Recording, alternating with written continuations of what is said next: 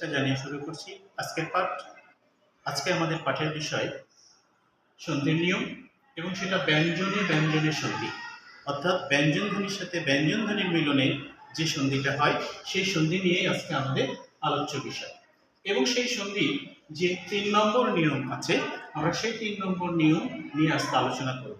অর্থাৎ আমরা ত অর্থাৎ যেটা উচ্চারণের ক্ষেত্রে আমাদের খণ্ডত্ব বলি, ত বা খণ্ডত্ব যদি থাকে অথবা তার সাথে দ ধ্বনি থাকে, এরপরে চ কিংবা ছ ধ্বনি যদি আসে, চ কিংবা ছ ধ্বনি যদি আসে, তখন আমরা ত বা দয়ের স্থানে আমরা চ ব্যবহার করব। ঠিক সেরকম ভাবে উদাহরণগুলো হচ্ছে আমাদের ত এবং চ এর সাথে যখন আসবে তখন আমাদের হবে চয় চয়। অর্থাৎ উদাহরণ হিসাবে আমরা বলতে পারি উৎ যুক্ত চারণ উচ্চারণ। অর্থাৎ এখানে যে চ আছে সেই চটি এখানে আছে, এখন এইখানে অতিরিক্ত যে চটা আসছে সেটা আমাদের ত বা খণ্ডত্ব অর্থাৎ ত এর সংক্ষিপ্ত রূপ, এই কারণে আমরা চটা ব্যবহার করেছি। ঠিক একইভাবে চলক যুক্ত চিত্র, অর্থাৎ চিত্রের চিত্র থাকছে আর খণ্ডত্ব এখানে আসছে চ, সেই জন্য হচ্ছে আমাদের চলচ্চিত্র চলচ্চিত্র। ঠিক একইভাবে যদি আমাদের দ ধ্বনির সাথে চ ধ্বনির মিলন হয় তখন হবে আমাদের চয় চয়। অর্থাৎ আমাদের এই ত বা দয়ের পরে যখন চ কিংবা ছ আসবে তখন ত অথবা দয়ের স্থানে আমরা ব্যবহার করব চ, এবং বাকিটা যেটা থাকবে সে অনুযায়ী আমাদের মিলিত হবে বা সন্ধিতে রূপান্তরিত হবে।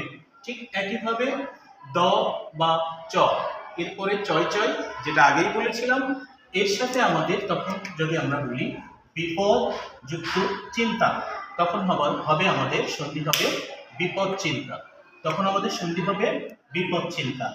ঠিক তদ্রূপ তৎযুক্ত চিত্র তৎচিত্র, তৎযুক্ত চিত্র তৎচিত্র। এরপরে যদি আমাদের ত ধ্বনির পরে যদি ছ আসে তখন হবে আমাদের চয় ছয়। অর্থাৎ এই ছটা থেকে যাবে, তয়ের জায়গাতে আমরা চ ব্যবহার করব। উদাহরণ হিসাবে আমরা বলতে পারি উৎ যুক্ত ছেদ উচ্ছেদ, চলক যুক্ত ছবি চলচ্ছবি। ঠিক একইভাবে আমাদের দয়ের পরে যদি ছ আসে তখন হবে আমাদের চয় ছয়, অর্থাৎ ছটা থেকে যাবে আর দয়ের স্থানে আমরা ব্যবহার করব চ।